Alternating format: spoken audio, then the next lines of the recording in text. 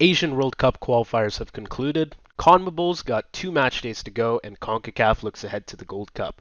But amidst all the international games, the controversial FIFA Club World Cup has managed to provide a surprising amount of entertainment. I mean, we've already seen several upsets and no-name teams finally getting recognition, but I think most of all, my GOAT, the GOAT, Lionel Andreas Messi, is proving he still has it. So let's start there with Group A of the Club World Cup. Absolutely. And what an amazing performance from Messi and the Miami squad against Porto. I think this is the first ever win for an MLS club in a Club World Cup. And maybe you could say that's not saying much because I don't know that MLS clubs have appeared too often in this competition previously, but it definitely sets a good precedent because now that the Club World Cup has got a way expanded format with 32 teams total, I'm sure we'll be seeing a lot more MLS clubs soon, and we'll just have to see if the other American competitors, Seattle Sounders, are able to do anything in their group. But as for Group A, um, Porto and Al Ahly, the two teams in third and fourth, are both in a very tenuous situation based on the way tiebreakers work in this competition because oddly enough tiebreakers between two teams start with head-to-head stats including game record, goal difference, and goals scored before going to group-wide stats. Now, the group stage only has one game between any two teams, so the only head to head stat that really matters is who won that one game. And Porto and Al Ahly each have a draw and a loss, so the only way they can possibly get ahead of the other two teams is if they win their game against each other and the team they drew against loses. So Porto needs to win and for Palmeiras to lose, and Al Ahly needs a win and for Miami to lose. And if they can manage that, then they also need to clear a 3 goal difference, which isn't out of the question, but the issue is getting the right team to lose in the first place. Oh yeah, absolutely. And I think, there's also another possibility. So if Palmeiras and Inter Miami draw, then there's nothing Porto or Ali can do. They'll both be eliminated. And I'm not making any accusations here, but some people argue that there was dodgy behavior to allow Inter Miami into this competition in the first place and allow them to be the hosts. And if they're right, then there's no reason for me to think that there won't be dodgy behavior again, and Palmeiras and Inter Miami might, play a little passively and go for the gentleman's agreement and go for a draw. Oh yeah, if they collude for a draw, I think they both end on well, they'd end on the same points total, and well, Al Ahly and Porto couldn't really do anything about it, unfortunately. Now Al Ahly they might have been able to fare better on goal difference than they are right now, but uh, unfortunately Wessam Abu Ali, who had an amazing goal line clearance against Miami in the very first game of the tournament, followed it up with an own goal versus Palmeiras. So Porto and Al Ahly they're basically in the same terrible predicament, and unfortunately I don't think either of them are going to make it out of the groups. Yeah, I think I'm inclined to agree with you. And I think when it comes to Al Ahly, they are obviously a very underrated team, being like this perennial giant within the Egyptian league. And but that being said, I think a lot of people did expect Al Ahly to not do all too well because when I look at a team like Porto and even Palmeiras, I would imagine coming into this that both of those teams have more quality than Al Ahly, and then you obviously have the host advantage, the questionable actions that happened that led Inter Miami here in the first place, and the cards were just not here for Al Ahly. But even for Porto, I'm a lot more disappointed, man.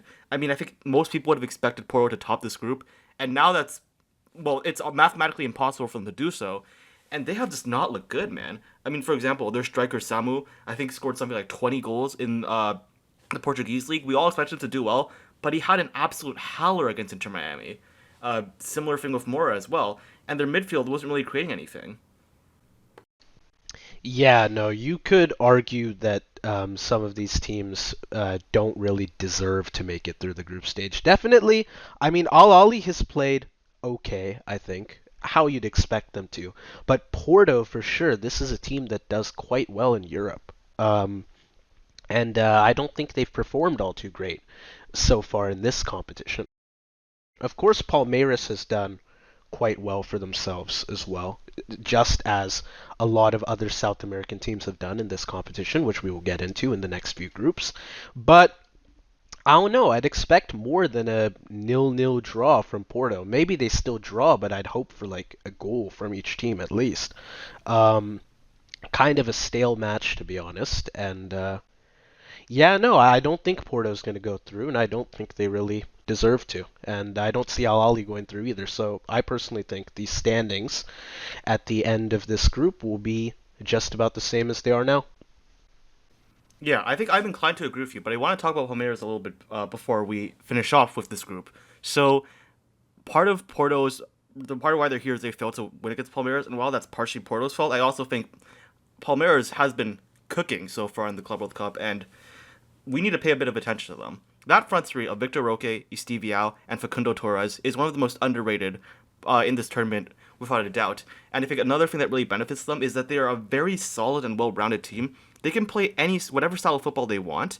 They can switch to tactics every game to fit the style of the opponent they're playing against, and it works. And that's a very good skill to have if you're playing in a tournament. So just to show this, for example, they were very solid defensively against both Porto and Al Ahly, but the way they treated those games were very different. Against Porto, they faced them head on. They had the majority of the possession, and they won that game in sort of the way you would expect a game between two heavyweights to go. But against Al Ahly, who some would imagine is like who the conventional wisdom is understood as a weaker team than Porto, Palmeiras actually sat back. They only had 35% possession, but similarly to Porto, they were still in control the entire time. Al Ahly's chances were severely limited, and Palmeiras was able to win. So I think the fact that they're able to win multiple ways means that they have shown a lot of quality, and I think they should be a team to look out for in this tournament. So just to wrap up real quick with my prediction, I think Palmeiras is probably going to either beat or draw Miami, even though Miami is at home, just because this Palmeiras team has been so impressive to me. And this Inter Miami team, in contrast, I think, has honestly not even been that good outside of Ustari, their keeper, and obviously Lionel Messi himself. So I'll have Palmeiras in first, Inter Miami in second, and just like you said, Porto and Al Ahly are not going to qualify. Yeah, and I absolutely agree with you about the Palmeiras team. I mean, it's hard not to be excited about their youth players. They did produce Endrick, after all. But if we are going to talk about South American performances in this competition, I think we have to go to Group B. Of course, with how the playoffs work, the second place team in Group A plays first place in Group B, and vice versa, and that applies as well for C and D, E and F, and G and H. So Group B and Group A's performances will affect each other. And now with Group B, it was looking pretty easy to call before the tourney started. You have two European heavyweights, PSG and Atletico, who go through. Botafogo goes out in third, and they probably get a win over Seattle Sounders, who end with no points. That was, of course, until Botafogo's shock win over PSG last night, which puts them at 2 wins and 6 points. And all of a sudden, each of the European teams are at risk of not making it out of the groups.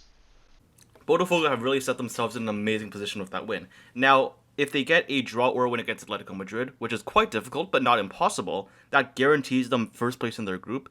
And as you're saying, there's obviously the possibility that these three teams tie on 6 points each. If Atletico beats Botafogo and PSG beats Seattle Sounders, and in that case, it goes to goal differential, but between those three teams only when they played each other. So so the match against Seattle, the goal difference from there would not actually count, and that also bodes well for Botafogo because remember, Atleti lost 4-0 to PSG. For Botafogo, I think just qualifying would be very solid achievement, whether or not it's first or second. So from their perspective, all they have to do is have better on goal differential across these matches that Atleti do, and I believe they would just have to not lose to Atleti by 3 goals or more, which I think is very doable. And so yeah, I think Botafogo are now in a very good position to qualify out of Group B. Right, and as I stated earlier, this tourney, for whatever reason, uses head-to-head tiebreakers before group stats. But with a three-way tie, that system goes a step further to involve all three teams. So there was an ESPN article I found that describes the system as a mini league, almost like a triangle between the three teams. And I've actually made a visual for this, which I'll put up. Botafogo beat PSG, of course, last night 1-0. PSG beat Atletico 4-0, and Botafogo and Atleti haven't played yet, so that means that in this group of three, Botafogo has a GD of +1 currently, PSG has +3, and Atletico has -4. If PSG win versus Sounders and Botafogo lose versus Atleti, PSG will actually win the group on GD. You'll have three teams tied for 6 points, and PSG will win because of their goal difference against Atletico in the 4-0 game, unless, of course, Atletico manages to absolutely pummel Botafogo and make up for that 7 goal difference. But realistically, that game is not going to go that way. So who qualifies in second is going to become a matter of just like who wins between Botafogo and Atletico. But also, like you said, the number of goals. If Botafogo lose by one, for example, like a 1-0, their GD will be 0, Atletico's will be -3, and Botafogo will go through. If Botafogo lose by 2, their GD goes down to -1. Atleti goes up to -2, but Botafogo still go through. But if Botafogo lose by 3, then Atleti goes ahead of them on GD, meaning Atleti go through. There's also the possibility that PSG and Atleti both lose, which will create a three-way tie with them and Seattle for 3 Oh points. But God. I won't even consider that possibility because it would mean even more head-to-head math that I do not Well, want to think before about. before we dismiss that, I mean, let's look at the facts. I would say when in the Botafogo vs Seattle match, I think Botafogo were lucky to win that match. I don't know how you feel about this, but Seattle actually really surprised me. They have Christian Rondon, who I think is very solid, and he needs some help in that attack. Like he's the only one that's doing anything. I'm not gonna lie, but if they manage to make it work, if they finally show that defensive discipline that we've seen before in the MLS, that we've seen before in what's the CONCACAF in the CONCACAF Champions League, then maybe there's a chance here. I mean, they did win the CONCACAF Champions League in 2022 by playing defensive football and sort of preventing stronger teams from doing anything. It's going to be a very tough ask to do that against PSG, who just won the Champions League, but I don't want to dismiss it. It's not a 0% chance sort of thing, I would say. Yeah, no, that's fair. I just really do not feel like making another triangle for those three teams. But my personal prediction is going to be that Botafogo and Atletico, I'll actually say they draw level, and PSG will beat Seattle. So Botafogo, they'll win the group on 7 points. PSG goes through on 6 points in second place, and Atletico will be eliminated. But if we do end up with the three-way tie on 6 points, I still don't see Atleti beating Botafogo by more than 2 goals. I mean, they've been quite strong. The South American teams generally have been quite strong in this tournament so far, and I think that's going to continue through to the third match day. So I would then have Botafogo going through in second, because of course PSG, with their goal difference advantage, they would go through on first in case of a 6 point tie, and then Atleti would be eliminated either way, regardless of whether they draw with Botafogo or like they get the 6 point tie between the three teams. Honestly, though, personally, I don't really rate Botafogo like that. Again, I think they didn't play very well against Seattle. They've had a questionable season in the Brazilian league this year, and in that win against PSG, I mean, it was a goal off of a lucky deflection. Their keeper, John Victor, makes a bunch of crazy saves, and I just don't see them replicating that sort of thing against Letty. So, for my prediction, I would agree with you. Atletico Madrid have obviously had a downslide, I would say, since the first half of the 2024-25 season. I think after they got knocked out of the Champions League by Madrid, they've definitely had a backslide, but I still think they're good enough to beat Botafogo, though not by 3 goals. So I think we do get the triangle situation. I think we do have PSG winning this in first. Again, I'm not too worried about PSG losing this match to Botafogo because of the situation that happened there. And we know what this PSG squad looked like. I mean, just before this, they destroyed Atletico 4-0. And before that, they destroyed Inter Milan 5-0. Right? So PSG first, and I'll have Botafogo finishing in second on goal differential. Okay, sounds good. I mean, regardless of what happens, it seems like our two teams going through are the same. Well, let's move on then to Group C, which is easily the most lopsided group of them all. So we have Bayern, 34-time German champions and 6-time European champions. Benfica with 2 Champions Leagues and 38 Portuguese titles, and just barely having lost the most recent season to Sporting, and Boca Juniors with 35 Argentinian titles and 6 Copa Libertadores. That leaves the fourth spot in the group for Auckland City with 10 titles in a semi-pro domestic league. And you know what there were also 10 of? Shots into their net by Bayern. Yeah, I mean it's somewhat hard to compete against these perennial giants across the world when you're literally a semi-pro team and everyone who's playing has day jobs that they're taking time off work for, and you don't even have half your team because half your team isn't able to find time off work in their day jobs to participate in this tournament. So yeah, Auckland City, I appreciate that they are trying and they made it here, and they're here for a good time, not a long time, but a minus 16 goal differential 2 games in is pretty bad. Yeah, no, I agree. And as of writing my notes initially, it was Benfica and Auckland playing. And it was halftime at the time, and the score was 1-0 with a 45 plus 8 penalty from Di Maria. Quite lucky that they got that far into extra time to begin with. And I was surprised that Benfica hadn't scored more. The game ended 6-0. Benfica shipped 4 goals in 25 minutes before Di Maria scored another penalty in the 8th minute of an extra time. So honestly, Auckland did good to only concede one in that very long extended first half, but clearly their defense is not going to hold up for a full 90 minutes against teams of this caliber. Yeah, I think this is definitely going to be a three-way race between Bayern, Benfica, and Boca Juniors. And man, Bayern beat them so hard in that first match, by the way, that according to SofaScore, when they make like the team of the match day, 6 of the 11 players on that team were from Bayern Munich. So the majority of the team of the best players from match day 1 were from Bayern Munich alone, which is kind of crazy. That being said, though, I think Bayern Munich, it's hard to gauge too much from a 10-0 whopping of Auckland City. I mean, we know how good this team is. Perennial German giants, as you were talking about. Definitely one of the favorites to win this competition, full stop. But yeah, I mean, it's sort of we haven't seen as much from them as we have from Benfica and Boca Juniors as so far because they've played each other.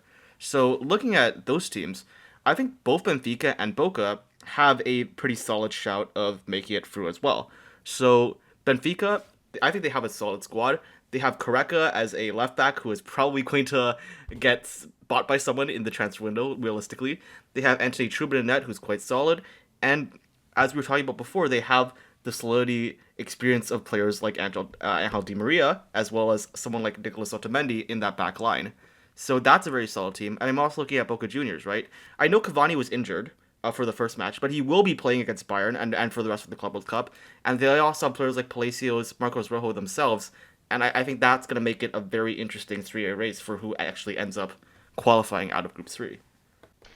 Right, and given that Benfica and Boca Juniors drew against each other, which means the head-to-head qualifiers between them no longer apply, and also assuming that Bayern beats Boca, we'll see that result later tonight, as well as Benfica on Tuesday. It is maybe a big assumption that they win both those games, but assuming it does happen, whether Benfica or Boca qualify second and which of those two teams gets through this stage will come down to one, who concedes less in their game against Bayern, but two, and probably more importantly, who pummels Auckland harder. Which of these teams can do a better job of emulating that 10-0 loss? And in fact, I've been calling this team Auckland, but of course they're Auckland City, and there's another team called Auckland FC that just started last year and plays next door in Australia. And the Australian A-League had to put out a post on Facebook, I'll pull this up when I'm editing, clarifying that their Auckland FC was not the same as the team of part-time workers that got obliterated 10-0 by Bayern. This is like an actual image problem for the country of New Zealand and its clubs, that this keeps happening at the Club World Cup. It is honestly just very unfortunate to see. And we were talking about this before we started recording, but really this team does not deserve to be here, I feel like. I know they've dominated the OFC Champions League. It's like a bit of a farmers league. They actually have more OFC titles than they do New Zealand titles, but this is just so lopsided, man. It is actually sad to watch. Yeah, this is. I mean, I don't understand. It's a 32 team tournament. Why the OFC gets an automatic qualification spot? Like in the World Cup, at least when it was 32 teams, they had to go for an intercontinental playoff. So I just don't get it. But that being said, I do think Bayern is most likely going to beat Benfica and Boca Juniors. I mean, we saw the German mentality, if we could call it that, against Auckland City, which, by the way, the German national team should probably take some notes from Bayern Munich. And I think they'll comfortably probably end up on 9 points. So now, my prediction is it comes down to the goal differential between Boca Juniors and Benfica. So I think the fact that Boca Juniors was able to get a draw against Benfica, I think shows that they do have the quality, and the fact they did it without Cavani as well. And I do think with Edson Cavani back for this Auckland City game later, with him playing as a striker, I imagine they'll probably get a similar scoreline that Benfica got. And if they, for example, win by like 5-0 or something like that, and Benfica loses by 2 goals to Bayern, then Boca Juniors goes through. I don't have exact score predictions here, but I think with a 6 goal differential gap to make up, I do think that Boca Juniors is most likely going to qualify ahead of Benfica. Yeah, no, and I do think it's really hard to call who's going to be in second place in this group just because of the situation it's in, where it's basically all down to goal difference in the next 2 match days. Benfica, of course, they scored 6 against Auckland. They had 5 in that second half, but they kind of struggled in that first half, I feel like. I think um, Boca Juniors actually has quite an advantage in that they're playing Auckland City last, and I feel like this Auckland team is going to be absolutely exhausted after the 10-0 and 6-0 beatings they've just taken, which means Boca Juniors, I think, might even be able to score more than Benfica did. You were proposing that, oh, maybe they score 5, but Benfica lose by 2, which is a reasonable scenario, but I honestly think that they can get through just off of pummeling Auckland harder than Benfica was able to, which, again, really unfortunate that this is the scenario that we need for a team to qualify is how many they can score against the semi-pros. Oof. But I honestly think like that's how I see it working out is Boca just score more than Benfica did, and that's what's going Yeah, to get them I'm with through. you on this one. I realize my technically my analysis is not correct because the Boca Juniors GD will be lower if they lose to Bayern, but I still agree with you though. I think Boca Juniors is probably going to be able to smash more in the back of the net than Benfica do, because I mean if Boca were playing first, they wouldn't have Cavani, and that would be a big factor. The fact that they're playing last is a blessing here, and as you're saying, when you're playing last and you know you have to score a bunch of goals and the other team is exhausted, that's a big advantage. So I think we're agreeing here Bayern first and Boca Juniors in second for Group C. Yeah, in second on goal diff, and so Benfica and of course Auckland City will be out of the group. And now the two teams that get out of this group are going to play the two from Group D. So let's talk about that one. And the South American teams, again, are showing that they are not to be messed with. That first match day was as expected. Maybe you have some more notes on this so you can discuss it more. But 2 goals each for Chelsea and Flamengo against LAFC and ES Tunis, respectively. But with this second match day, just like with the Benfica Auckland game earlier, it happened today, the day of our recording, and it was going on as I was writing my notes. Chelsea was up 1-0 at halftime. Then I checked in again towards the end, just a couple minutes before we started recording this, and the Blues looked absolutely broken. They conceded 2 goals in quick succession in the 62nd and 65th minutes, and Nicolas Jackson, who was subbed on in the 64th, got sent off in the 68th. And then Flamengo scored another to make it 3-1. So do I expect the two qualified teams to change? No, but this is an absolute embarrassment for Chelsea. Let me just say that is pure football heritage right there, okay? I have been crapping on Chelsea since we started this podcast, and I just want to say, listen, they're young, they're inexperienced, they're not ready for the big stage, and it showed in this match. I think, interestingly enough, if we want to talk about Flamengo, I actually have very similar notes to them as I do with Palmeiras, because just like this Brazilian team beat an African team in their first match, Palmeiras beat Al Ahly in the second match. And I think it was very similar in a way. First off, also a 2-0 win, but also the way that they were able to control that match really not give Esperance many opportunities at all. I mean, Esperance only had 0.24 XG in this match, and comparatively, I think Palmeiras vs Al Ahly, I think Al Ahly also had something like 0.27 XG. So that just shows the defensive solidity that some of these Brazilian clubs are bringing to the table. That is one thing. And then you look at this squad, right? Obviously, we all remember Jorginho. He's somewhat washed, but he has experience, to be fair. Rossi, a very solid keeper. And their wingers, man. Louis Araujo and Gerson, I think they could potentially do some damage throughout the rest of this tournament. So that's one thing. Other thing, again, showing your quality against Chelsea, for me, means that, yeah, Flamengo are going to have no problems. All they need is really a draw against LAFC. They'll have no problems doing that, and Flamengo are going to, without a doubt in my mind, finish first in this group. Okay, fair enough. And yeah, like with Palmeiras and again a lot of the other South American teams, a lot of Flamengo's performance has been around the youth, the young players, and the young players have been doing absolutely wonderful for these teams. And of course, Chelsea is another team that's full of young players. Their starting 11 in the Prem had an average age last season of like 23 or 24. I think it was actually just 23.5, and it was by far the lowest average age for a starting 11 of any team in the league. But I don't know. We've seen how Chelsea has really mismanaged their money, just having like the most highly valued transfer window of any team in the season, any team in the off season, and just like take just not doing anything with it, with all that money. And it's interesting. I don't know. It seems like Flamengo with quite a lot less money in the transfer window and just like academy talent has might be able to do a lot more in this tourney than Chelsea does. Yeah, and I'll be honest, just like Chelsea did not really impress me in the Premier League all that much this season, they have not impressed me in this Club World Cup either. I mean, it's a huge mentality issue when your striker, Nicolas Jackson, comes on, gets a red card immediately, straight after you concede 2 goals in rapid succession. And I mean, that's a terrible showing against Fluminense.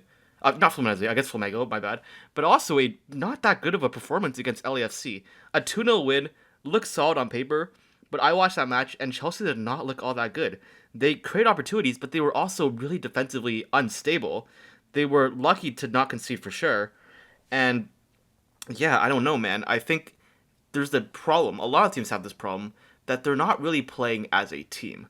I see the goals against LAFC, especially that first goal by Pedro Neto. That's just individual brilliance. But in order to compete with like the Real Madrids, the PSGs, the Bayern Munichs, all of those best teams, the teams that we consider to be contenders in this tournament, they play as a team cohesively. Right, and in addition to the individual acts of brilliance that Chelsea has had, there are some individual acts of recklessness. Because of course Jackson, he got sent off for a reckless challenge just like 4 minutes after coming off of the bench, and it's interesting because if I'm not mistaken, his Premier League season ended similarly. He had a similar challenge against Newcastle in like May, and he was given a 3-match ban, and that was the end of his season. And it is not a good look for him because he is currently competing with Liam Delap, who just came from Ipswich, the guy who he replaced on the pitch in this game when he got subbed on. He is competing with Delap for the position of Chelsea's first choice striker, and this combined with how his Premier League season ended, because of course they ended similar way.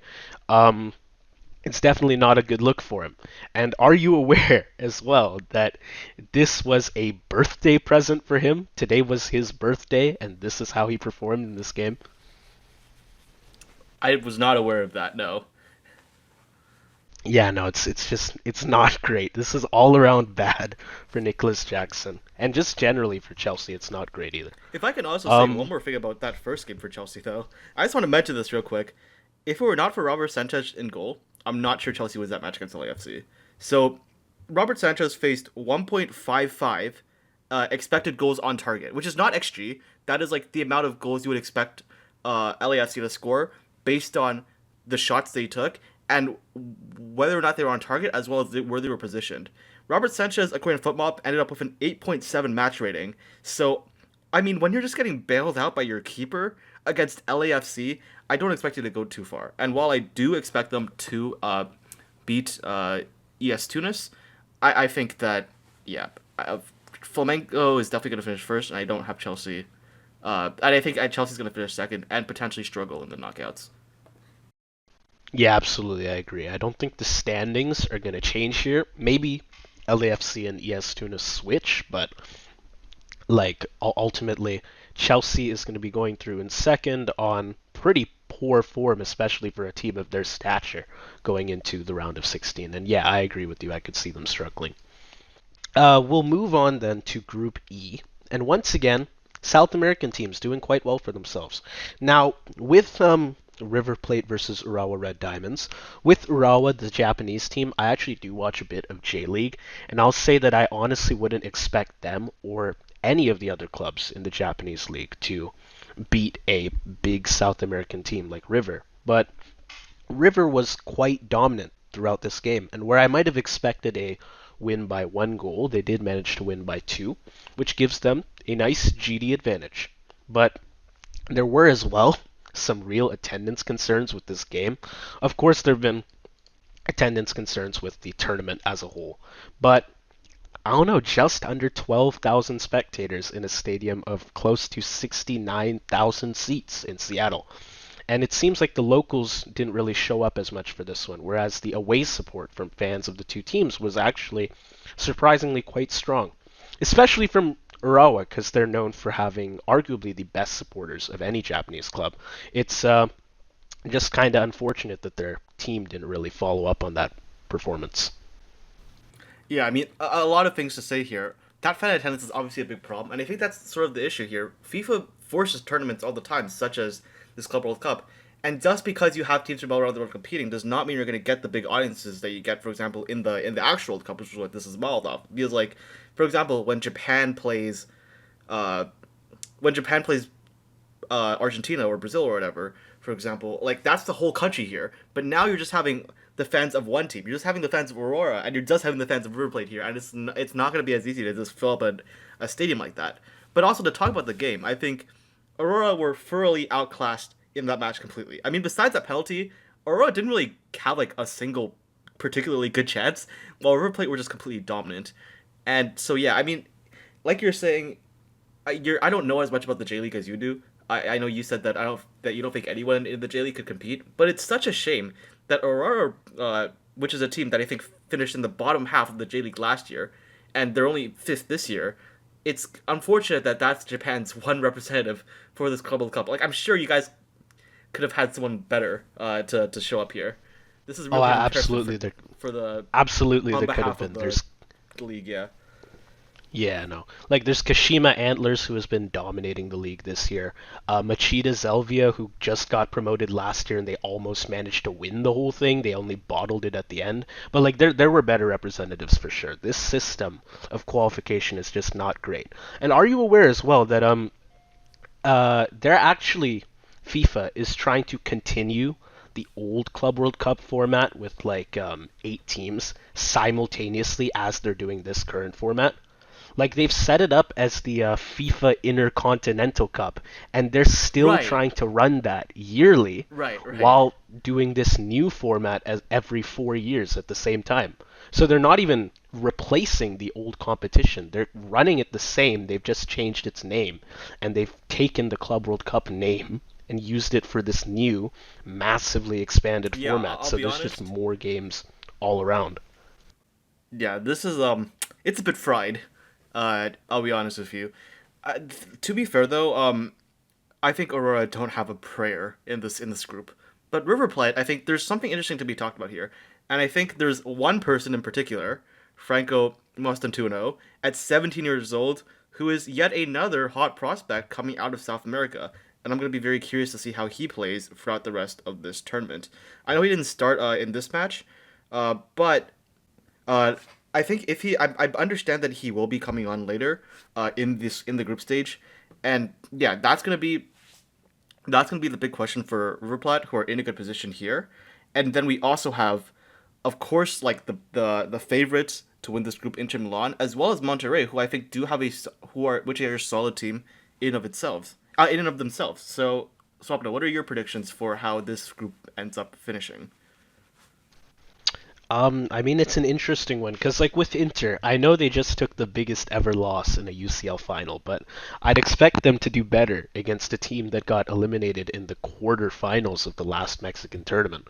But of course, they're missing some key players in the back with Dumfries and Bissek gone, as well as midfielders. I think there's Çalhanoğlu, Fertezi, Zielinski. They did still have key scoring threats like Martinez and Thuram, but like a lot of their main players were gone. And the missing quintet won't be back versus Urawa, though I'm confident Inter will win that game anyway. But they will be back against River Plate. So I think Inter will still go through in this group. They'll beat Urawa, and they can perhaps even beat River on the final day to win the group. I also expect River going through, either first or second, and so Monterrey and Urawa will be eliminated. And I wouldn't be surprised if the Red Diamonds exit this tournament without a single point. Yeah, I think that's what I'm expecting to happen as well. Um, yeah, I mean, Monterrey have obviously had a bit of a backslide since they qualified for the Club World Cup this year. I mean, just for example, like I don't think anyone on that team looked particularly solid against Inter Milan. I guess besides Sergio Ramos, the timeless Sergio Ramos. I mean, no one else really created much good opportunities after that. I am not too worried about Milan for this because my understanding is that when you lose 5-0, your confidence is kind of shot, and there's going to be a recovery period. And I think we did definitely see Inter Milan get back into this match after that first goal. They did like sort of wake up. So I wouldn't be too worried about Milan. I do think that they end up beating River Plate and Aurora, finishing on 7 points. And I think it will go down to who wins between Monterrey and River Plate. So if Monterrey get a draw or a win against River, then Monterrey will qualify. But again, because Monterrey have had a backslide recently, and I think River Plate are a very solid team, I'm going to have River finishing on 6 points in second and Inter Milan in first.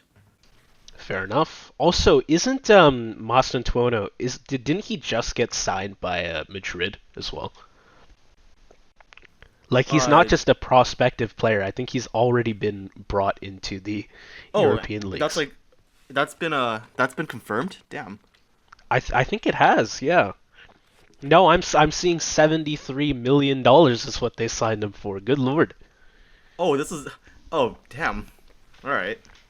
Yeah, no. Uh, This was well, he is the youngest ever player to feature for Argentina, but I don't think when they signed him, because I'm seeing these articles are some articles from a week ago. I don't know, maybe I just wasn't properly informed on this, but like, this was before he played a single Club World Cup game even. They didn't even bother waiting for that. They just signed him immediately. right. Okay, So yeah, I'm fair enough, actually wait. Madrid. So then now this is confusing because now does this mean Masta? Does that mean he's gonna play for? Because I was assuming like obviously I didn't know that the signing was finalized, even though like I think we all knew that it was gonna happen eventually. So Right. my assumption was that Macetano was gonna actually play for River Plate for the rest of this Club World Cup and then move to Madrid. So does that mean that he's gonna be playing for Madrid instead now, No, potentially? what I'm How does this seeing work? is he's gonna move to Madrid in August. So Okay. actually the final of this tourney is in July, so he will be able to play out the whole thing with Okay, so River he still Plate. will be playing. Okay, I'm not gonna change my prediction then. Okay. Yeah, I Yeah, guess that that's doesn't fine. affect for this tournament. So yeah, I'll still maintain that I think River will beat Monterrey. Okay, sounds good. Now for Group F, and honestly, I don't have too much to say about this group. Again, it's one of those groups where there's only been one game so far. I mean, like groups A, B, C, and D have all had like at least part of the second match day play out as we're recording this. We don't know as much for EFGH, but with this group, first off, Dortmund Fluminense, I would say, has been maybe the most boring game of the tourney so far. Fluminense, they had control in the first half, and they got a few good shots off, all of which were saved by Gregor Kobel.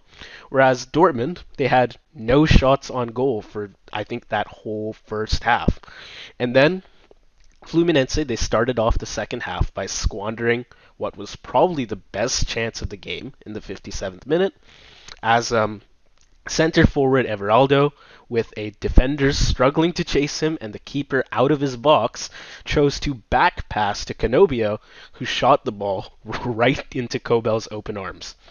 And Joe Bellingham did make his debut a few minutes later for Dortmund, which was probably the highlight of this game, to be honest.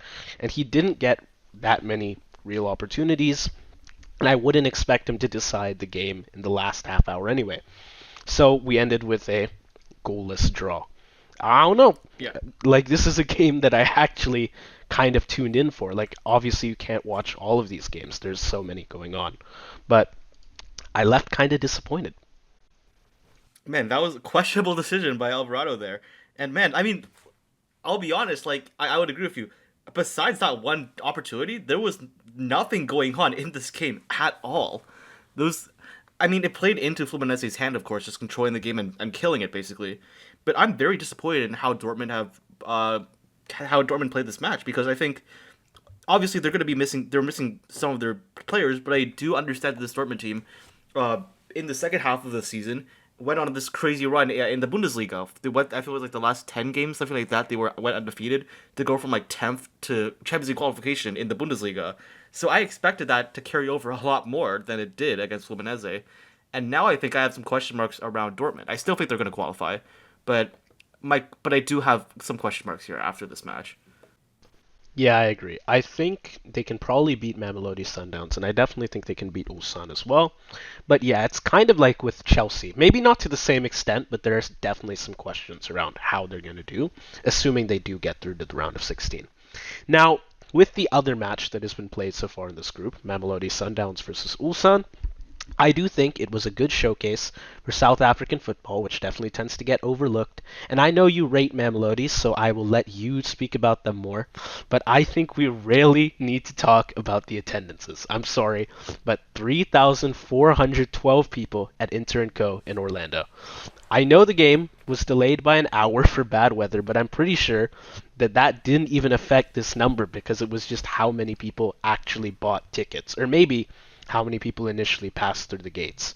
And the actual attendance, it might have been a lot worse, because there was a viral Twitter post from a journalist claiming that only a couple hundred people were in attendance just 10 minutes before the game was supposed to start. I know these two teams, they don't have especially high global stature, but how do you manage to take an already small soccer-specific stadium, the one used by Orlando FC, and only fill it at most 13% of the way? It is appalling.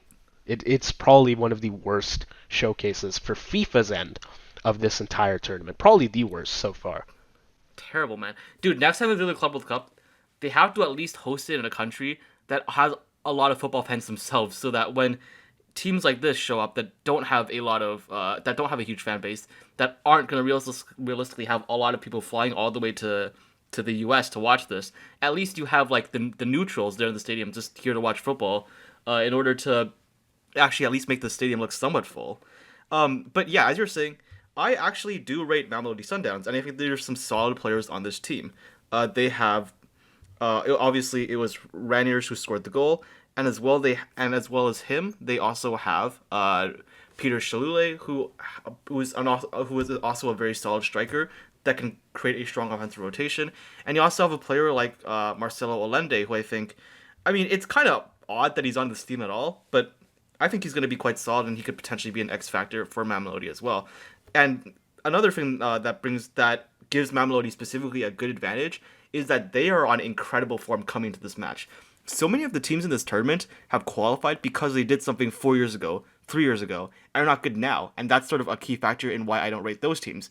But Mamelodi Sundowns is on 6 straight wins in their domestic league coming into this match, and I think just how the inverse can be a very huge negative effect in your chances of doing well in this tournament. Mamelodi being on really good form, being on really one of the only teams in this tournament that's on really good form, that could be a huge thing in their favor. For sure, and it is, I think, their first Club World Cup appearance since 2016, and like you said, absolutely deserved. And I think, though, of course, again, there weren't that many people here for this match, we can expect to see like some scouts in their match tomorrow against Dortmund. Probably looking for some players that can be signed to some bigger teams. But again, you were talking about like how this tourney should have been hosted elsewhere. I absolutely agree. I think a tournament like this with a brand new format like this and the massive potential for matchups that like don't get much hype around them. I think this had to be held in a place with more football prestige where people would just come to watch the games just because football was happening and they'd recognize that maybe it's not a team that I personally like watch or follow or even think about at all, but it's like a big team from another continent, and like just because it's interesting football, it's matchups between teams from like different places all around the world. I'll come and watch this. America is not the kind of place where you're going to get local spectators that are going to give Right. you that kind of attendance. Like I do And think if this. Oh, sorry. Go ahead. another thing I was just going to quickly add is the tickets, I think, right before kickoff were around like 50, 60 US dollars for this game. Like, you could have seen this coming from miles away that a match between the top team in South Africa and the top team in South Korea was not going to bring that many eyeballs compared to like two European giants or anything of the sort. So FIFA just needed another thing is just FIFA needs to be less stingy with a tournament like this. And maybe if you had people paying 50 US dollars for a tourney like this but it was in Europe, then maybe you'd get some more visitors. But even still, I don't think that would really work out. And 50 US in the United States to go see a game like this is just not going to cut it. It's no surprise that you had such low attendance. Yeah, this is really just it's a fundamental misunderstanding here. Like I think, for example, the average American football fan has never heard of Mamelodi or Ulsan FC, but I think if you held this in like Brazil or the UK or something like that, I think those fans are probably more likely to at least be like peripherally aware that Mamelodi or Ulsan are a giant in their own league, right? And I think we would have a lot more neutrals coming just out of pure curiosity to watch this match. Like for example, this is definitely a match. If I were in the if I were like living near where this match is played, I would probably show up for this just to watch these two teams, learn more about them. But the average American fan is just not going to do that. And yeah, like I think when it comes to actually these three teams though, Fluminense, Mamelodi, and Ulsan FC, I think it's between Fluminense and Mamelodi to qualify alongside of Dortmund. This Ulsan FC squad, I think, does not have enough quality. I just don't think the K League is at the level of Fluminense or Mamelodi. And by the way, Ulsan FC's best player, Lee Dong-kyung, he's on mandatory military service because that is a thing that all Korean men have to do. And so, yeah, that's another huge loss for Ulsan FC, and I just don't think they have a prayer. Is he actually? I was not even aware of that. But I was just gonna say, like, just because I was talking about the J League earlier and how I think that like no J League team would be likely to beat like River Plate, and I don't watch nearly as much K League, but I'd say it's like a similar situation here. The actual league itself does not have that quality, and Ulsan is a strong team within that league, but like I wouldn't pick out any of those teams. Well, maybe you could pick one out and say they might have a decent chance of beating Mamelodi, but then when you go against someone like Dortmund or Fluminense, like I just don't see it happening, unfortunately. So yeah, no, I wouldn't expect anything else here. Like if any team is going to be in fourth place, it's going to be Ulsan. I'm sorry to say, Yeah, and but also unlike with the K League, there isn't a better team than there is a significantly better team than Ulsan, I would say, to even bring here in the first place. right, like I think they're doing well enough right now in their current K League season, as opposed to a team like Roa that has kind of been struggling in the J League as of late, and so maybe you could pick a better representative. But if there's one advantage I could say of playing this game out in the U.S., it is that Mamelodi Sundowns they had a very interesting scenario where they played a game in Orlando. It's almost like playing a game away. If you know the South African League, you know what I'm talking about. But anyways, with that said, so you said Oh, right. you I guess had because like there's an Orlando team in South Africa. Orlando Pirates. Right, Yeah, right. Yeah, yeah. Okay, I see you. I see you. All right. right. And I mean, they won that game, so I guess they can chalk it up to a victory I just want against to their mention biggest league if you said rivals. that and Kaibo Huang was here, he would be so confused right now. He'd be like, "Yo, what the hell are you talking about?" What? Orlando away, but Orlando all of the in teams South are away. Africa. All What? of they're all playing in the U.S. They're all away. What are you talking about? Anyways. So you said Dortmund going through, and then either Mamelodi or Fluminense as well. Yes. Now, like I don't have that knowledge about Mamelodi like you do. Personally, I'm gonna say Dortmund. Maybe they don't even go through in first. I think Fluminense or Dortmund will go first, and the other team will go second. So that's my prediction here. But yeah, again, if there's any other team that could potentially make it out, it's not going to be Ulsan HD. It's going to be Mamelodi Sundowns. I mean, I still expect Dortmund to overtime find their way into this tournament and win their next two games against Mamelodi and Ulsan. So I still actually do have Dortmund finishing in first with 7 points. But I mean, yeah, I rate Mamelodi. I think honestly, I have more knowledge of Mamelodi than Fluminense, and I think that's honestly the only reason why I'm saying this. But something's just telling me that with the form they have, with this underrated team that they have, they'll find a way to beat Fluminense, and I think they'll finish in second with 6 points. Yeah, no, I can see it. Okay, well, I guess now we can move on to the last two groups, which again, like I was saying earlier, alphabetically, it's like every two groups, the winner and second place teams play the ones from the other group. So we've got our final pair of groups here, G and H. We'll start with G, of course. And dude, I don't even have any notes for this group. I'll be honest. Like I was kind of running low on time to write stuff, and I just skipped this because it's like, what is there to say, man? Honestly, So Juve and Man City through. yeah, well, okay. Well, first off, let's talk about fourth place in this team. The team that even though it's not done yet, I already know that Al Ain is going to finish fourth. I mean, they are here because they won the last AFC Champions League. But since then, this team has been so down bad, bro. These guys are currently fifth place in the Emirati League, bro. In the UAE, they are fifth place in their domestic league. Why are you here? I mean, I know why they're here, but like this team does not belong in this tournament, man. Like, they got absolutely exposed by Juventus. They're gonna get absolutely exposed by Man City, and even Wydad, who I think are probably not gonna qualify. Wydad looked significantly better against Man City than Al Ain looked against Juventus. So y'all trash for real. Y'all got a prayer. You're probably gonna end up with 0 points. To be fair, you say that they're fifth place. I think not too long ago they drew against Shabab Al Ali. There are so many teams named Al Ali in the Middle East and like North Africa, but they drew against Shabab Al Ali, who are the top ranked team I think in the UAE league at the moment. But I don't know. It's kind of similar to what I was saying earlier with the J League with Uroa and the K League with Ulsan. It's kind like the league itself just kind of does not have the strength. And again, like because they drew with the team that's currently top of the league by like I'm looking at the table now. Shabab Al Ali is 12 points ahead of second place. Like if you brought them to this tournament, would they be able to do any better against Juventus? I honestly don't think so. Well, I mean, realistically, Al Ain are like the biggest club in the UAE. To be fair, I mean, they did win the Champions League. I don't think anyone else, from my knowledge of the league, has the potential to ever win an AFC Champions League as of right now. So I still think Al Ain is arguably still like their best potential representative, but this league is just not good enough.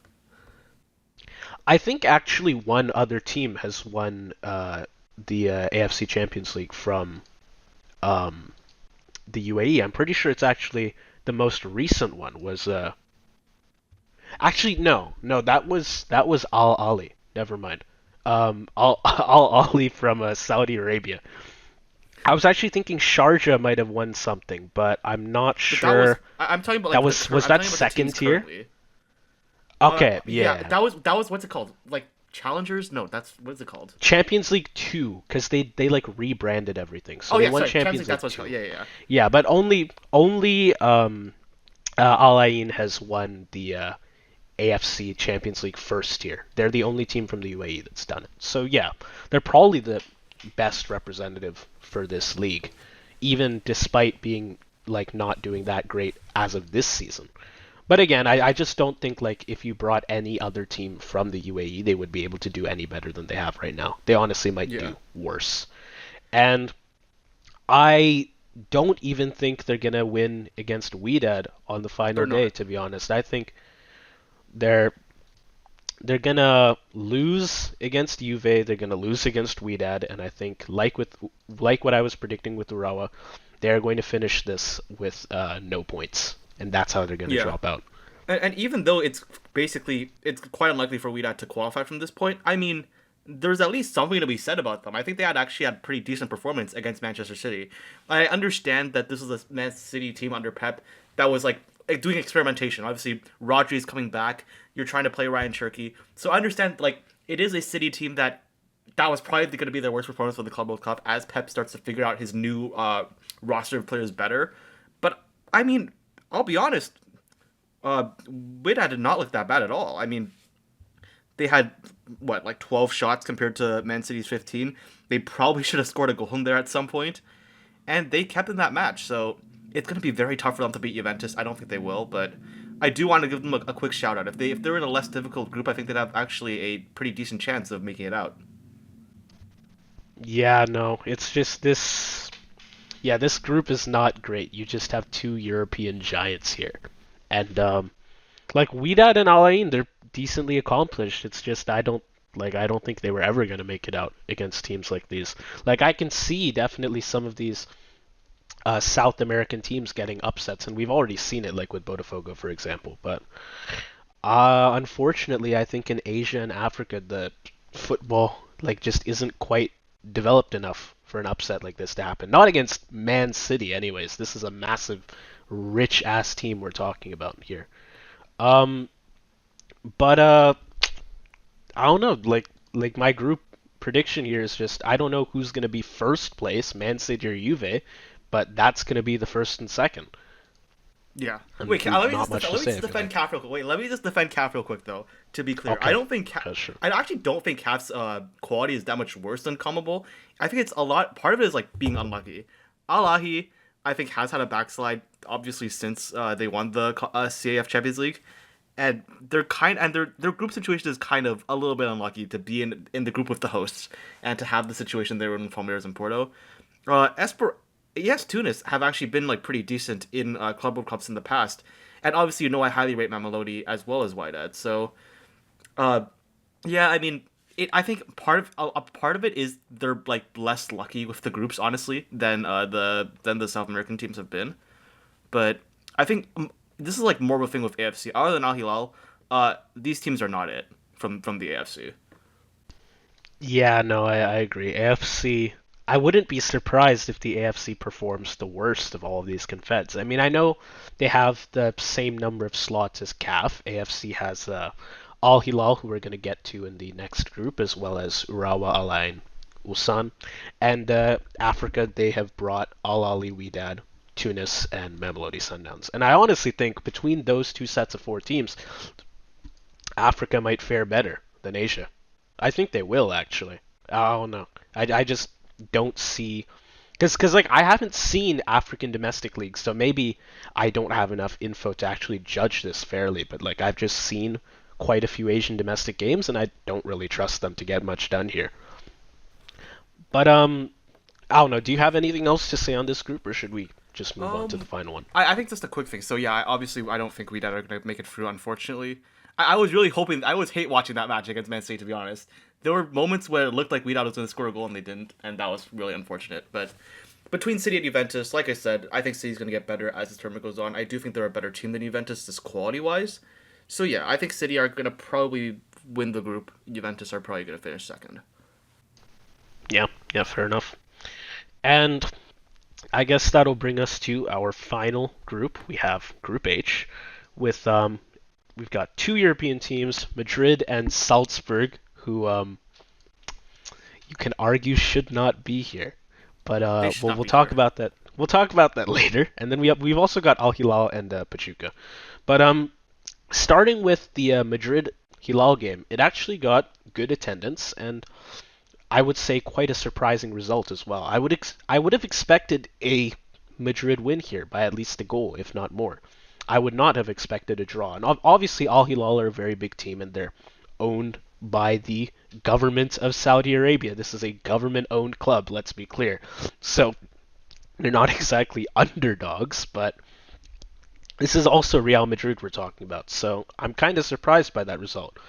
Whereas, unlike the other Mexican club here, Monterrey, who delivered quite a good result against Inter, I would say that Pachuca have disappointed a bit here against Salzburg. Though, you could also argue they got unlucky because from every source I've seen, they had a significantly higher XG.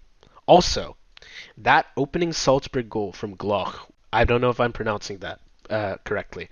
That opening goal was amazing. This guy, he took a pass and he suddenly had one defender sliding on their ass, another diving on their knees, and got an amazing curler past the keeper.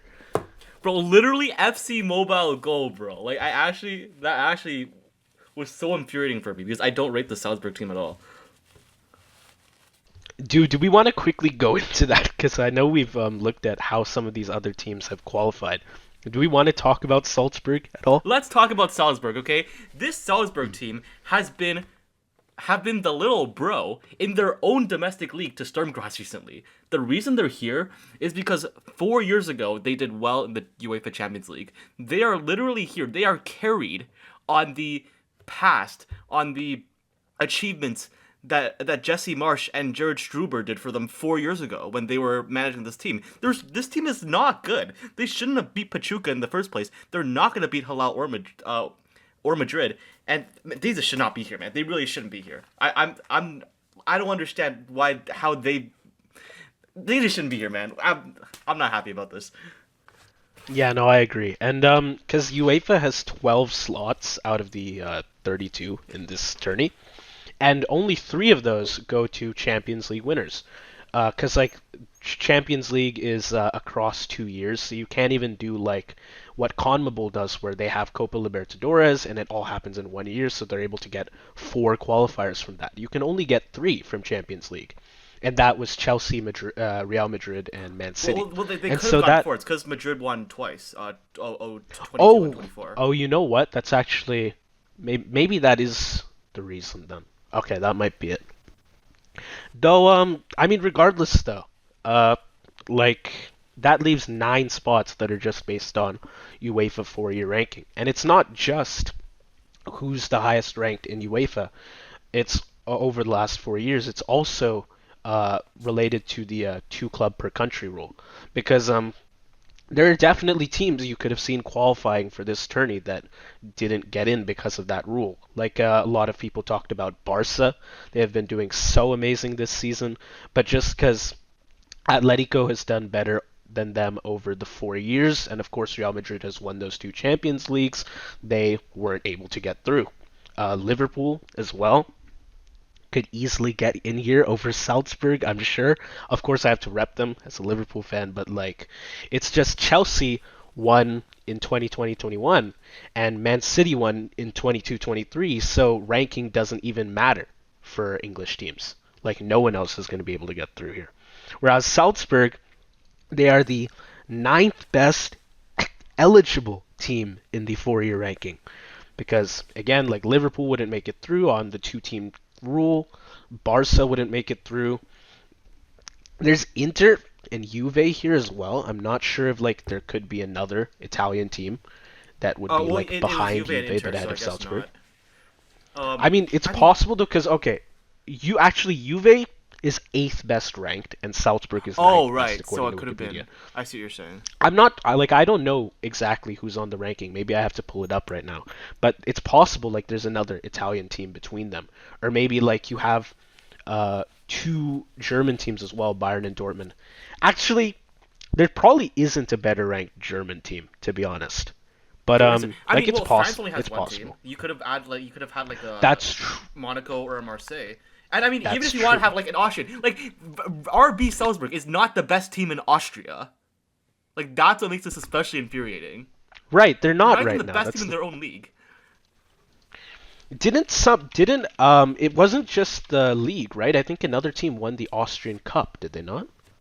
Uh, Was it Austria Wien? I think that's who. yeah. You're right. Or no, no, it wasn't Austria Wien. It was Wolfsburg, not to be confused with German Wolfsburg. Wait, really? Hang Austrian on. Wolfsburg, who won their first title. It was one of those trophy drought breakers that we've been seeing a lot of throughout this season. Wait, what cup are you It was talking about? I'm actually tripping balls.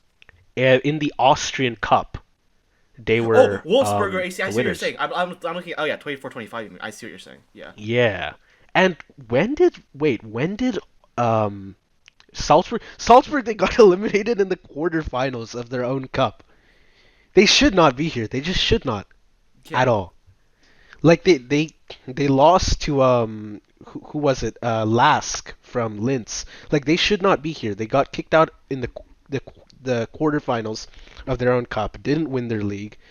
Like you said, they're basically riding off of their success from like 3, 4 years ago, and that's the only reason they're here.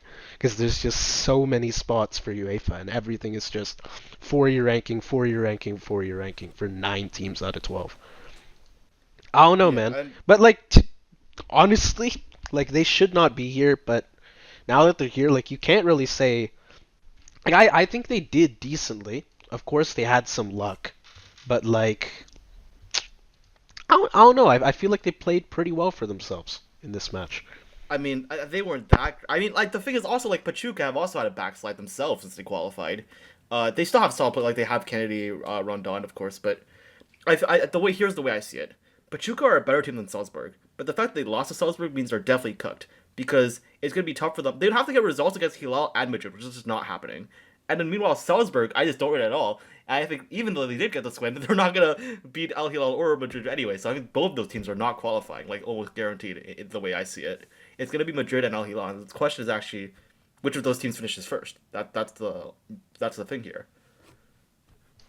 Yep, that's fair. Though I mean, like, yeah, I agree that Pachuca has not done all too well for themselves as of late. But like, I wouldn't really put that against Salzburg though. That's the thing. Though I will say again, luck wise, some bad luck for Pachuca because that Glock goal I was talking about, that amazing goal, like I think right before the end of the first half, that came after Solomon Rondon, like you said, of Venezuelan greatness, was denied twice by Salzburg's goalkeeper, and he got denied again after the halftime break. So he had lots of chances, but like I'm pretty sure he didn't come out of this game with a goal. It was Yeah, who was it? Gonzalez that scored for yeah. Pachuca. Gonzalez with a free kick. So Yeah, yeah, Rondon had a lot of chances, some very close chances, and there were like saves and stops, lots of different stuff, and he ended up with nothing.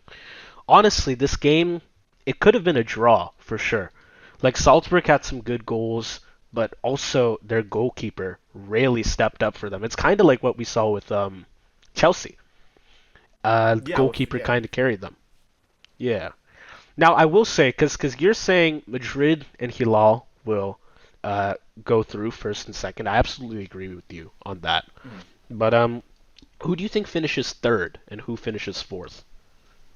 Um, that I didn't even think about that. Well, for Pachuca to finish third, they'd have to like at least win a game, because two draws wouldn't do it. So I just don't see them doing that. I think Salzburg will probably finish third then, Pachuca fourth. Okay. So would you? So you'd say they probably lose both. Both of these teams lose both I'm of not their saying that games they'll. after I'm this. not saying Yes. that Pachuca will lose both of those games. I'm just saying that they won't win either game, which Or is they what they won't have to do. win. They won't win Right, anything. because even if they got two Okay. draws, it would still not be enough. I just don't see them winning against either of these teams. Okay. Yeah, that's fair. And then as for Madrid and Hilal, I don't know. Like I know Al Hilal have less fair play points. Like for whatever reason, this is a fucking tiebreaker as well that shows up in this tournament. Okay. Like I'm looking through the Wikipedia and I see this in Well, the that's standings. actually that's actually But normal. No, that's normal.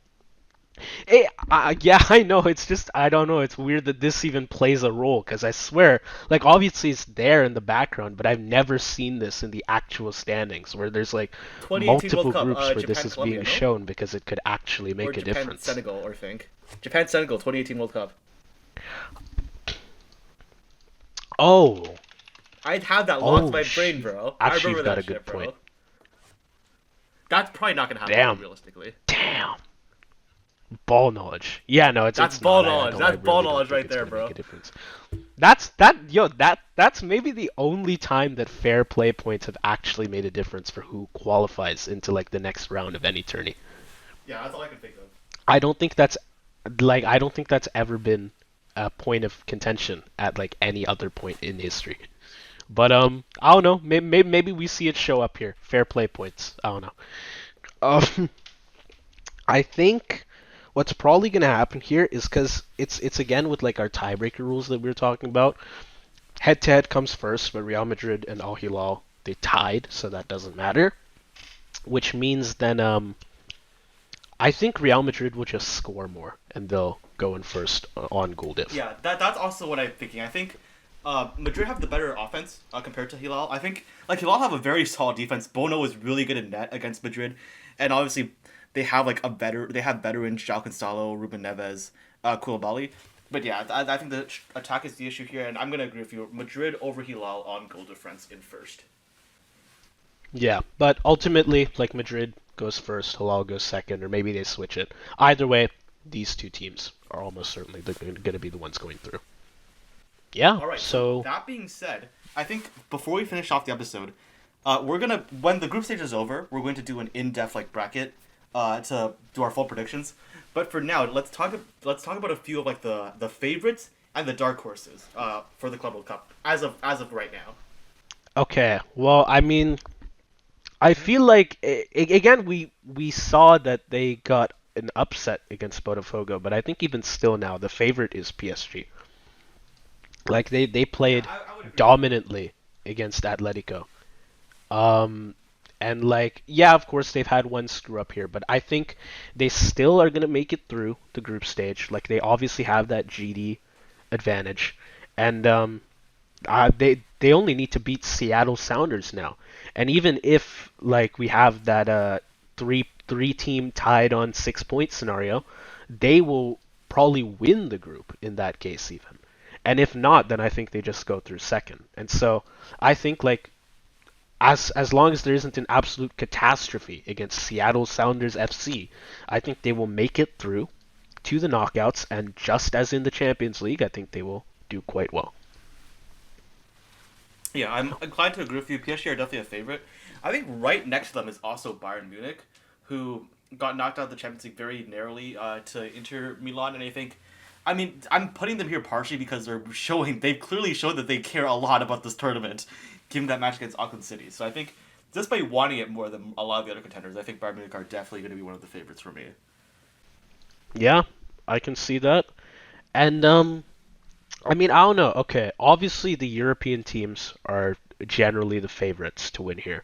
Besides, I mean, okay, Milan's played kind of questionably, and Yeah. Chelsea is just like, good lord, Yeah. what is I up with will say Chelsea? though, I know like City and Madrid haven't had the greatest starts ever, but given that like for in both those cases, these are teams with a lot of new players that are experimenting. I do expect City and Madrid to do better as this tournament progresses. So I think they're also favorites. Right, and those teams as well are in Group G and H, and again, as we record this, like those two groups have only played out one match day, like not even half of the second. They've only played out a single match per team, so like we just don't have as much to work off of, honestly. And they've played decent to start, so yeah, I think they absolutely do have a chance, and I can't like call off them winning yet, just because we just haven't seen enough for that. Yeah. But I'll be honest. I actually had Chelsea here in my notes, but then as soon as that Flamengo match happened, I immediately Yeah, changed no, my dude, mind. it's like as we were recording, like I said earlier, I wrote my initial notes at halftime and they were up one, and I'm like, okay, sure, maybe they'll just like this is how the game will end, 1-0 win to Chelsea. It was not how it ended. Good lord, they absolutely just broke down. 62nd and 65th minute goals. This was before like any of the shit that happened with Nicolas Jackson. I don't know what happened in this like 60th minute and beyond to make the like switch completely flip like that. I wasn't watching the game. I'm gonna have to see the highlights after we're done recording this, cause Yeah, me too. I was yeah, busy making my I don't notes know. for this, but This yeah. absolute So I think breakdown. I don't have any faith in Chelsea now. I'll be honest. Yeah, no, like I could honestly see them going out in a round of 16. I don't know. Let's actually see who they're gonna play, cause assuming they go through second, they would They be likely have to play Bayern probably up in a tough against matchup. Bayern. Yeah. That is a No, I tough don't matchup. see them beating Bayern at all. No, this is like they're gonna get knocked out immediately and like handily so. Okay, so then we have PSG and Bayern as contenders. Um, who else? Like obviously we have a lot of South American teams, but like of these teams, who could you actually see? potentially Well, winning. that's where I actually go to my dark horses. So I consider my favorites to be like the ones from Europe, and I have two dark Right. horses outside of Europe who I think have a chance to really make it far in this tournament. And I was talking about them from the beginning, so I think you're not surprised. But my first dark horse is Palmeiras. Like I was saying before, a very solid offense, a team that can play a lot of different tactical systems, which is great for a tournament. A team that is very solid overall, and the cherry on top is if they win Group A, which is quite likely, there's a good chance that in the round of 16 they'll play a fellow Brazilian team in Botafogo. So not only do I think they're a very underrated squad, they now could potentially have a very clear path to the quarterfinals. And from there on, I didn't do any more math from there on out because I think that's just too hard to predict from now on. But I think Palmeiras have a very solid shot to make it to the quarters, and from there potentially even further. Yeah, no, and like we were talking about, like their youth players are just so strong. I could absolutely see it happening with either of those two teams. I mean, really, I rate a lot of these South American teams, like especially the Brazilian ones in particular. Botafogo, of course, they upset PSG. Um, I mean, you can't really get too much. You can't extrapolate all that much out of their game against Seattle Sounders, but like it seemed like they did pretty well there as well. I think you'd have to see how they do against Atletico, and if they do well against Atleti as well, like I think based on that performance, they'd have a real good shot of going all the way. And Flamengo, man, I'm okay. Actually, I don't even know what to say with Flamengo because it's like, is again, I have to watch the highlights. It's like, did they do really well or did Chelsea just do really shit?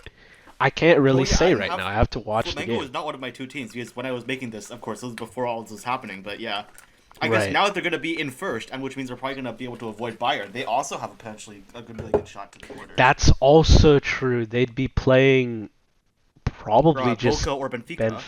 Yeah, Boca or Either way, Benfica, depending they on. could win. They could win against either. I think they could. Yeah, absolutely. Um.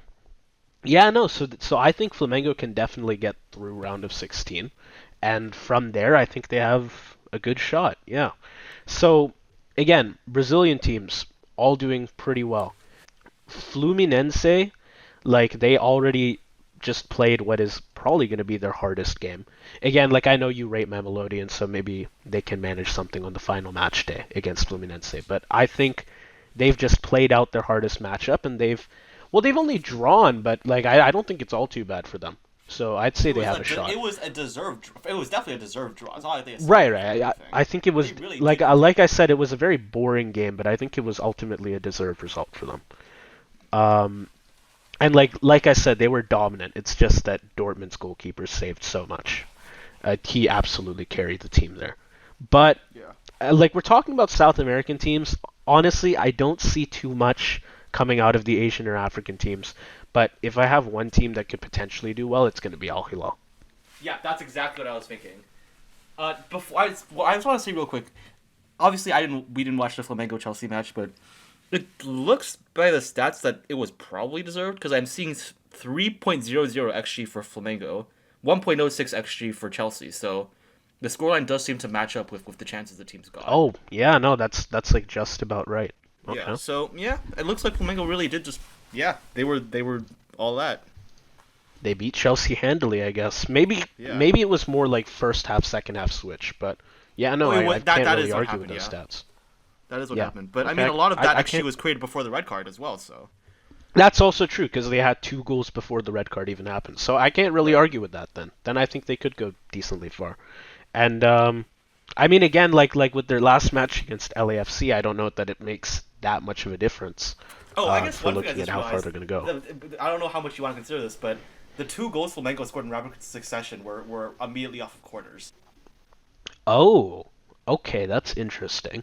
That is interesting. Um, It doesn't discount anything, but that's interesting. yeah, I don't think it really discounts them, but it would be interesting to look at like the specific teams they're playing, or Right. presumably would play, assuming they get out of this group in first place, and like see if that would make a difference. But yeah, like we were saying, because they're probably not going to play Bayern, they're going to play Benfica or Boca, whoever Yeah. does a better job of obliterating Auckland City, and then like whoever comes out of that group in second, I think Flamengo has a good chance of beating either of them. Mhm. Yeah. So our dark horses are basically just Brazil, to be honest. And Brazil then and Al Hilal, obviously. and Al Hilal. Yeah, that's like the one team outside of Europe and South America I I can mean, the see last doing time Bono was playing in a getting far. major international tournament, he got Morocco to the Final Four with his goalkeeping heroics. Why can't he do that again? We've already Yeah. seen him do it against Madrid. Oh, that's true. That's true. Yeah, no, like maybe they don't win the whole thing, but I could see them getting to semis, maybe even the final. I mean, Yeah. the thing is, the unfortunate thing for them is that they'll be playing uh, City or Juventus in the round of 16 because of how that works. But I still think that on a bad day, if they play one of those teams on a bad day, they can still beat them. I'll be honest. Like, that's not that crazy to me. Yeah, with a little bit of luck, I think they can make it happen for sure. Yeah. I mean, that's just what you get with knockouts, right? It's you're only playing one game. Sometimes you just need to have luck on your side. Right. If it works out, it works out. All right.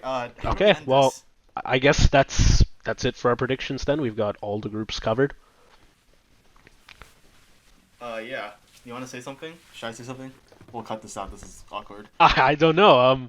Like I feel like most of our predictions have been what's like expected of these groups. But well, actually, yeah, for most of the groups, I think it's what you'd expect. But honestly, this tourney has been quite entertaining, and I know I shat on this when in like our previous videos talking about how like it's a just complete and utter cash grab, and I still agree with that. But it has been a more entertaining tourney so far than I'd expect, and so now all I'm really hoping is that like before we would have expected that you've got 12 out of the 32 teams here are from Europe, and a bunch of those teams are going to go through. Everyone from the other continents gets knocked out by like the end of the round of 16, and then it's just like Champions League 2.0. But Right. I'm just hoping now that we can get some of these teams from South America. If we're lucky, get one from Asia or Africa, and like we even have Inter Miami. Seems like they're gonna go through. We'll see if they can go far. Yeah. And like I'm Even, just by the hoping that way, some more of them can stick around. Palmeiras and Botafogo actually do end up playing each other, that already guarantees someone making the quarterfinals. Oh yeah, that's a good point. So, So Palmeiras, it would depend if they play if they finish first or second, right? right. But yeah, no, that would guarantee it. You could have like Palmeiras in second and Botafogo probably in first, and yeah, no, that would seal the deal, and you'd have one Or vice Brazilian versa, team through. Yeah. Yeah, but PSG is probably not gonna get. I mean, I know you have the like 3-team 6-point tie. Personally, I think like Botafogo can draw with Atletico and they'll just win the group with 7.